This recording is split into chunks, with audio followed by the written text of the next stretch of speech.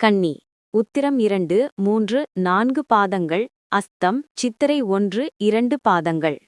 கிரகநிலை தனவாக்கு குடும்பஸ்தானத்தில் புதன், தைரிய வீரியஸ்தானத்தில் சூரியன், செவ்வாய், சுக்கிரன், ரணருண ரோகஸ்தானத்தில் சனி, ராகு, லாபஸ்தானத்தில் குரு அயன சயன போகஸ்தானத்தில் கேது என கிரகநிலைகள் உள்ளன.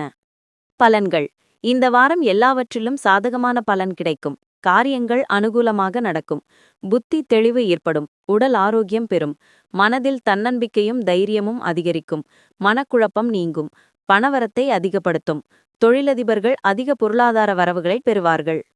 உத்தியோகஸ்தர்கள் அரசு தனியார் துறைகளில் உள்ளவர்களும் இதுவரை இருந்த ஆடம்பர செலவினங்களை தவிர்த்து தங்களின் குடும்பத்தினர் மகிழ்ச்சிக்காக சுபமங்களச் செலவுகளை செய்யும் வாய்ப்புகள் உருவாகும்.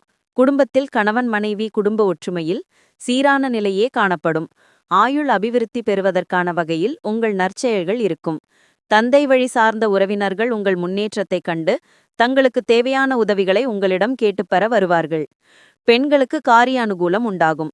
கலைத்துறையினருக்கு எதிர்பார்த்த உதவிகள் கிடைக்கும். மாணவர்களுக்கு கல்வியில் வேகம் காணப்படும். சக மாணவர்களிடம் சுமூகமாக அனுசரித்து போவது நல்லது. உத்திரம் 2, 3, 4 பாதங்கள். இந்த வாரம் பணவரவுகள் ஏற்ற இறக்கமாக இருக்கும் என்பதால் குடும்பத் தேவைகளை பூர்த்தி செய்ய கடன் வாங்க நேரிடும். முடிந்தவரை ஆடம்பர செலவுகளை குறைப்பது உத்தமம். நெருங்கியவர்களை அனுசரித்து நடந்து கொண்டால் வீண் பிரச்சினைகள் உண்டாவதை தவிர்க்கலாம். அஸ்தம் இந்த வாரம் வீடு, மனை, வண்டி, வாகனங்கள் வாங்கும் முயற்சிகளில் சிந்தித்து செயல்படுவது நல்லது. கொடுக்கல் வாங்கல், கமிஷன் ஏஜென்சி, கான்ட்ராக்ட் போன்ற துறைகளில் உள்ளவர்கள் எந்த ஒரு காரியத்திலும் சிந்தித்து செயல்படுவது நல்லது. சித்திரை 1, 2 பாதங்கள். இந்த வாரம் கொடுக்கல் வாங்கலில் மிகவும் நம்பியவர்களே துரோகம் செய்வார்கள். பண விஷயத்தில் பிறரை நம்பி முன்ஜாமீன் கொடுப்பதும் வாக்குறுதிகளை கொடுப்பதும் வீண் பிரச்சினைகளை ஏற்படுத்திவிடும். வம்பு வழக்குகள் உண்டாகும். பரிகாரம் குலதெய்வத்தை வணங்குவது நன்மை தரும்.